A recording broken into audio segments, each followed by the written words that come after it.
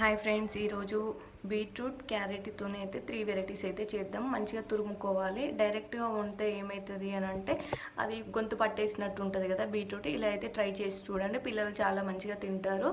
ఇలా మనం స్టవ్ మీద పెట్టుకోవాలి. తురుముకున్న తర్వాత దాంట్లో వచ్చిన వాటర్ అంతా తీసేయాలి, మొత్తం డ్రై అయిపోవాలి అంతా. అది బీట్రూట్ తురుము మొత్తం ఇలా వాటర్ సపరేట్ చేసుకున్న తర్వాతకి ఈ వాటర్ని మనం ఒక గ్లాస్లో పోసుకొని తాగొచ్చు. అంటే ఒక దాంట్లో షుగర్ వేస్తున్నాయి, ఈ షుగర్ మాత్రం మీకోసమే, ఎందుకంటే మేమైతే షుగర్ వేసుకోము, కానీ ఇలా కూడా తాగొచ్చు అని చెప్పేసి నేనైతే వేస్తున్నా. ఒక దాంట్లో షుగరు, ఒక దాంట్లో వితౌట్ షుగరు అన్నట్టు. ఇలా పోసుకొని తాగితే గొంతు పట్టేసినట్టు ఉండదు. బీట్రూట్ క్యారెట్ జ్యూస్ తాగాలి అని అన్నా కూడా గొంతు పట్టేసినట్టు ఉంటుంది. ఇలా చేస్తే అస్సలు గొంతు పట్టదు, చాలా బాగుంటుంది. మేమైతే ఎప్పుడు ఇలానే తాగుతాం, పిల్లలు కూడా ఇలానే తాగుతారు. మా చుట్టుకీకి అయితే చాలా ఇష్టం, నిజం చెప్పాలి అని అంటే. మా బావ కూడా తాగుతున్నాడు, చాలా బాగుంది. ఆ తర్వాత నెక్స్ట్ ప్రాసెస్ వచ్చేసి కర్రీ.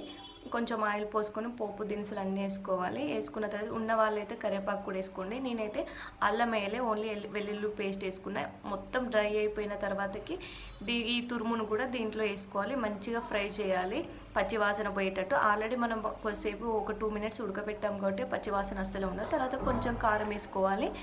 కారం వేసుకున్నాక సాల్ట్, కొత్తిమీర కూడా వేసుకొని మంచిగా ఫ్రై చేసుకొని ఇక దింపేసుకొని తినేయడమే. చాలా టేస్టీగా ఉంటుంది, నిజంగా మీరు నమ్మరు. ఒకసారి ఇలా ట్రై చేసి చూడండి.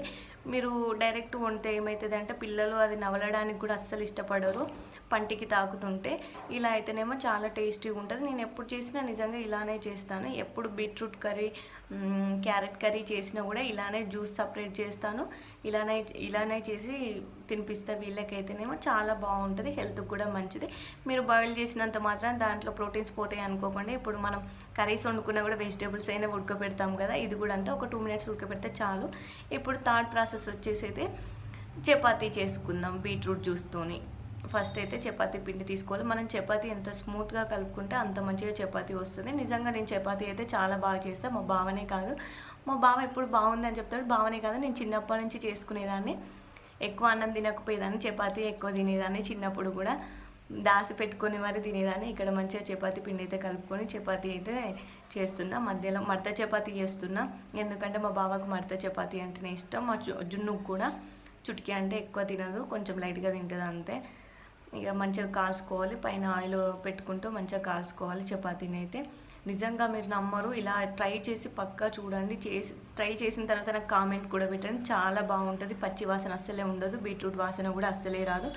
చాలా హెల్త్కి మంచిది, బ్లడ్ కూడా వస్తుంది, చాలా ప్రోటీన్స్ ఉంటుంది. మీకే తెలుసు కదా బీట్రూట్ క్యారెట్ తింటే ఎంత మంచిదో. ప్లీజ్ సబ్స్క్రైబ్ చేసుకొని సపోర్ట్ చేయండి ఫ్రెండ్స్.